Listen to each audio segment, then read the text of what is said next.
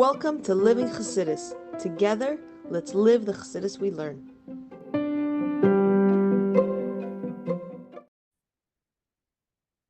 Good morning, everybody, and welcome to Chassidus in the morning in 15 minutes to change our lives. Kuntres Perek Maamar Gimel, Perek Gimel today, and we'll be finishing off this Maamar.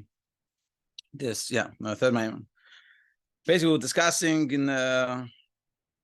in Perek Aleph. Sort of one of the things we talked about is that the neshama, if it has a gilgul into different body, the body of an animal doesn't work, doesn't fit in properly. And so too, there's klippa and there's kedusha, and we're meant to be connected with kedusha, and it doesn't work.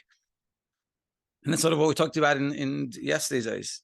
Yesterday's Perek base.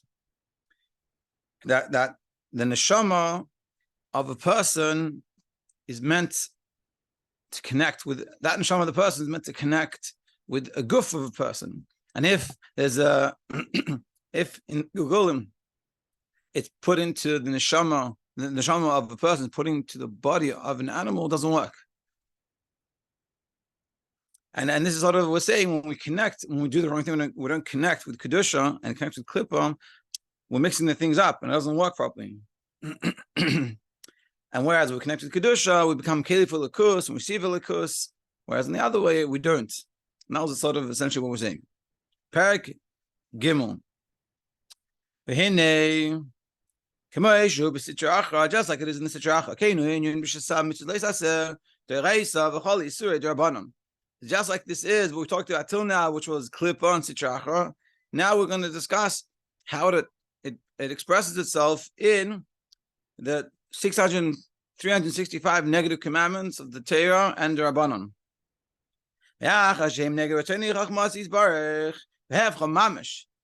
Because they go against Hashem's Chachma and His Ratzin.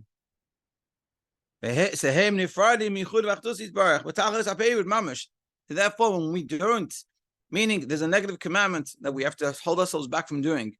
And if we don't do that, if we don't hold ourselves back from doing it, we do what we shouldn't do, or we don't do what we are supposed to do, meaning some negative commandments are to not do it. And let's say we do it, or some negative commandments are to do something, we don't do it. So it's doing something we shouldn't do, or not doing something we should do.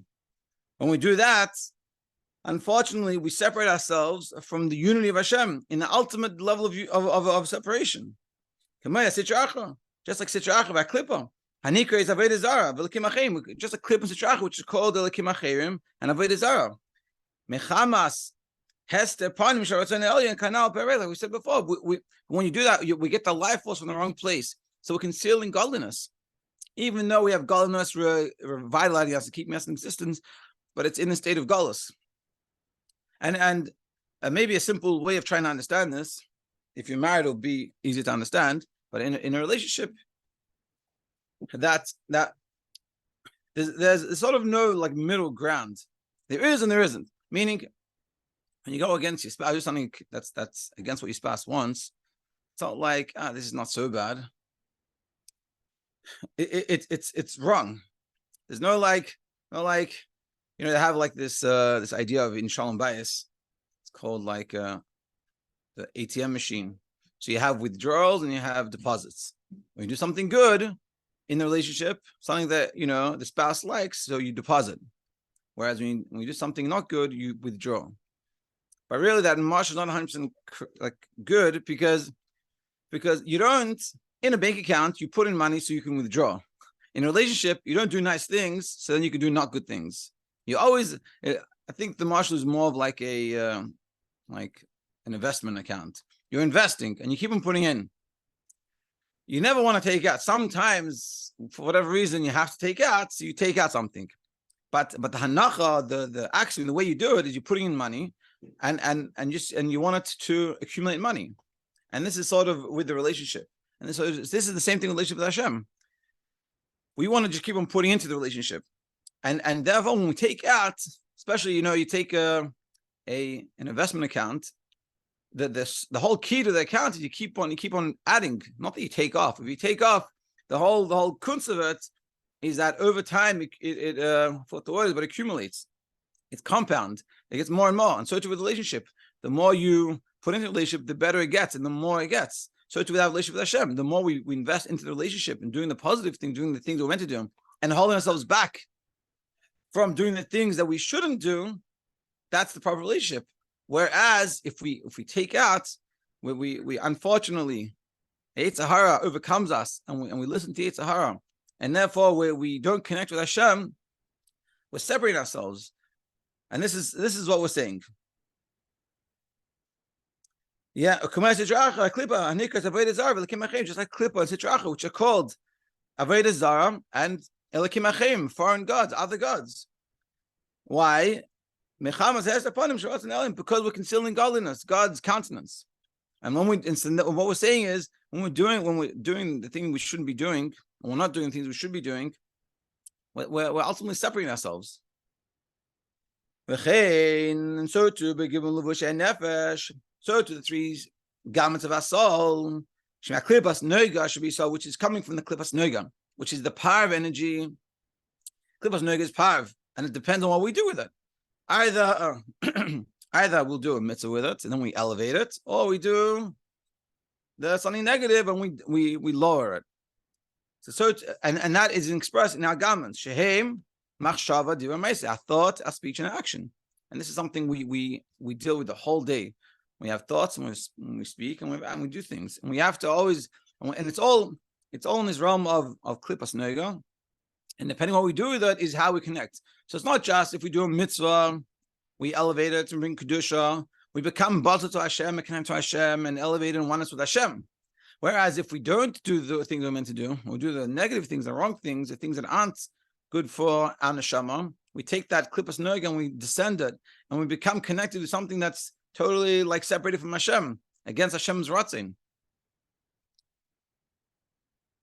Yeah, the Ma'aseh Machshava Hamulubashim B'Shasam Mitzvahs, I said, that include the 365 negative commandments, the Reisa Darabanan, both from the Torah and also from the rabbis.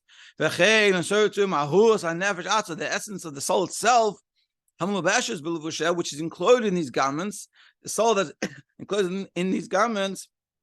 Kulam Yuchadim Mamish B'Sitra Achra, we become united with the Sitra Achra, with the other side. Or Klippa Zu, and this Klippa Nikra is Avodah Zara. It's called Avodah Zara. So not just I gave in to my temptation, I ate it, or I did it, and it feels good, but it's the wrong thing to do.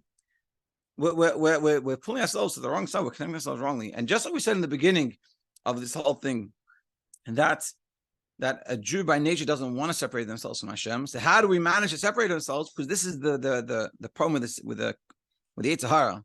The Yetzer Hara says, Yeshuz libi elech, I'll go with what my heart desires, and it'll be good for me, and I'll have a good time. But what we're learning here, we have to understand it's not true. It's so too, with a person that wants to be like the simple martial person wants to be an Olympic athlete. They have to say to themselves that when I eat this thing, or when I do this thing, or I go to bed late, or I don't do this exercise, it destroys me. And this is the way we have to realize it. When I'm just going to give in, and it's not just I didn't do the right thing. I'm connecting with Avodah Zara. Of course, like I said before, and I'll say it again, this never should lead us to anything negative. We should never feel bad about ourselves. Chas v'shalom, because this is not the point. And the simple proof to that is, if whatever that thought is, you ask yourself, where is that leading me to do? Is it going to lead me to do more, to reconnect, to get closer to Hashem? Then perfect, that's good. But if it's going to lead me to give up, say, it doesn't matter anyway, mi ani amani, who am I, I'm nobody, it doesn't matter anymore. Then it's the wrong negative thought. And that's the Yetzer Hara getting you. Why? Because they understand if you understood what's going on, and if they don't try to get you down, you're going to go in the right direction. And furthermore, now we're going to get even more. And furthermore, the person, us, that if we come and do something wrong, negative against Torah mitzvahs from the Reis Rabbanon, we become even lower than a clip on the Sitra Achra. Why? Very much lower. Why? Because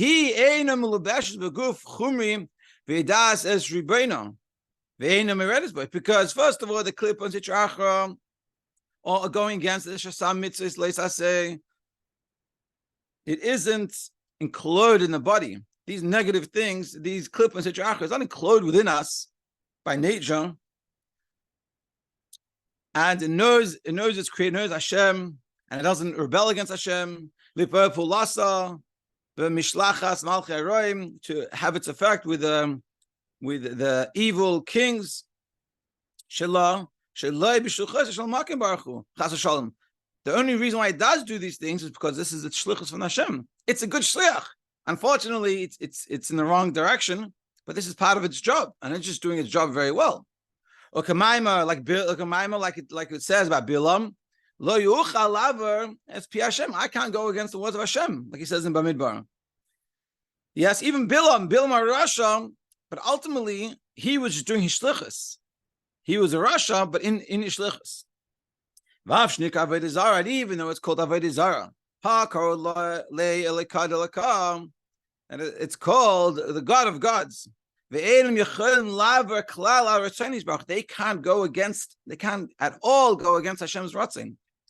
They're doing what Hashem wants from them. It's a sad part of life, but this is what their job is, and they're doing their job. They're not going against their job. Because they recognize that He's my life force, my existence. Like we said before, and they're getting from the hind part, the most hind part, and even that is in a way of makif. It's encompassing. It's surrounding. It's not really internalized. But it's engulfs within them. Make themselves think that they're God. And this is kafir. This is going against Hashem's unity. But nevertheless, they don't